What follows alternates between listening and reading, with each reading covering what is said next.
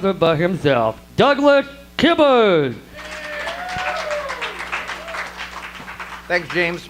I'm going to call my set Swinging for the Fences because I have one that is so far in left field it's almost out of bounds, one center field, and one's pretty much right field. Not all romantic relationships live happily ever after. And when I wrote this a year or so ago, I looked at it and I thought, damn, it's almost hip-hop. And so it also has a subtitle of how technology can affect relationships. So I had to do something. So a few of you may remember I had my grandfather's washboard. You kind of need that for this. So James, on my other hand, you can't see it, but I have a glove, and it has beer bottle caps glued to the fingers. It does something like this. So we'll see what happens. I'd worked late and hard, was heading for home, tired and weary, fried to the bone, plodding along on tired, worn feet when I saw disaster on my home street.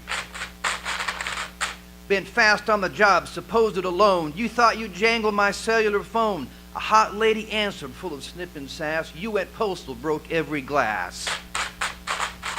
You sold my dog, poisoned my fish, erased my shows on the satellite dish, wrapped my clubs on an old oak tree, then burned my boxers and favorite tea.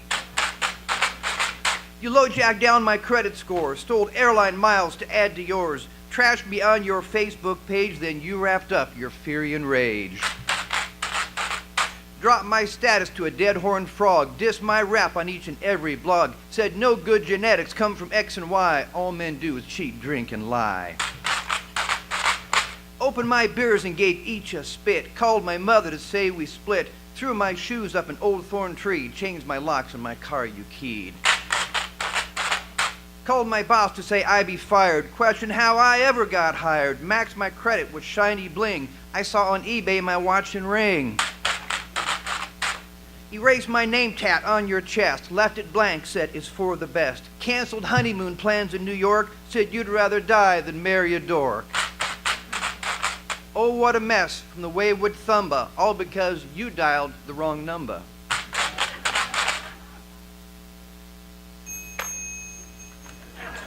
Left field. This next one is a little bit of Debbie's Itsy Bitsy Spider, thoughts, a little bit of watching my favorite TV shows at Christmas, and probably a little bit too much tequila and rum over the holidays. Some folks dislike holidays and don't fancy them an inch, especially the first blood cousin of the one they call the Grinch. They are no doubt related, and I'm sure you have a hunch. This Valentine-hating sprog is known as just the Grunch. Grunch lives in a hollow in the deepest, darkest wood. He would stomp Valentine any way he could. Once long ago he had courted this girl. He was head over heels of every curve and curl. She had chosen another, seemed a finer match. The Grunch's amorous plan ended up with scratch. Now, anything related to love, couples, or hearts, he vowed to squash into the teeniest parts. Grunch used to hide till Cupid's day was through, but now in action mode he'd throw it askew. Came February Aquarius, he cranked up his plan, an amorous revenge as his assault began. He would steal all chocolate before the night was over. He'd foil Forrest Gump, clean out Russell Stover. He burned all lovey-dovey cards in a blaze, only smoke was left in the fog and haze. He canceled romantic dinners, stole fillets and yams, misdirected singers of singing telegrams. He emptied perfume bottles meant for loving noses, poisoned all bouquets and red, red roses. He hit every jewelry store with his pick and lever, and with the bling in hand he cried, "Diamonds are for never."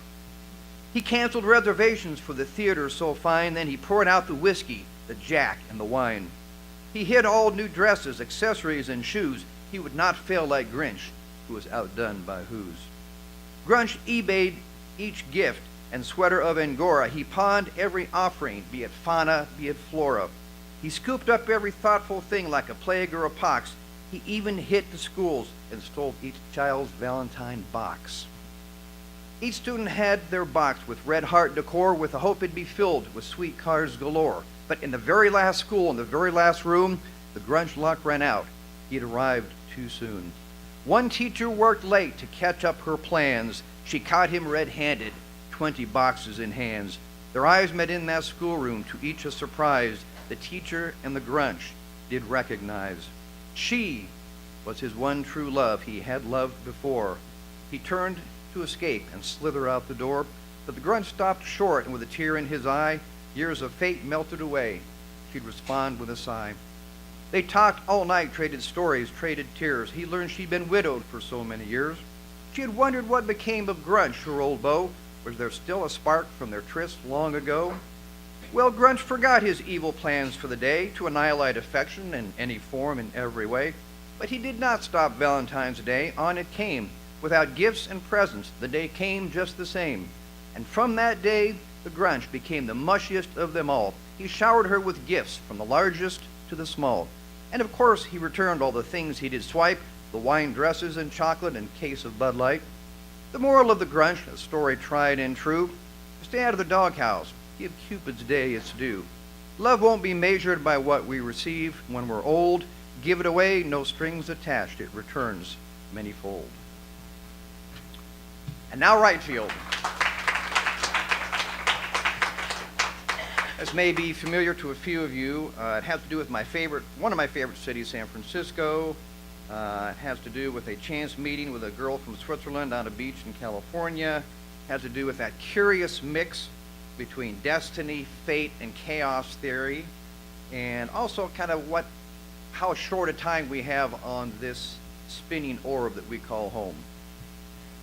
She was standing by a tide pool at sunset, walking her dog along the beach. Her flowing red hair was dancing in the breeze as she watched each wave at its breach. There are moments like these in our life. I would reach out to her where she stood. Should I walk on by or give her a try, these paths that diverge in the wood? We never see destiny coming, just like a shot straight out of the blue. Fate would cut like a knife through that time of my life. In a heartbeat, somehow, I just knew. I left my shoes on the park bench, our eyes locked like we'd met before. There was a comfort and connection. We walked all night on the shore. That day seemed so clear in my memory, what has been some 60 years. We blazed a trail of life, love, and faith with far more laughter than tears. We never see destiny coming. It caught us straight out of the blue. Fate had cut like a knife through that time of our life. Never has love been so true. Now she walks distant shores with the angels, gazing as if looking out to sea.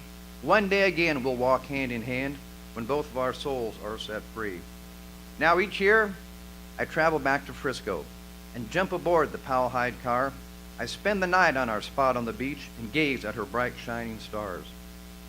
No, we never see destiny coming. Then in a heartbeat we knew.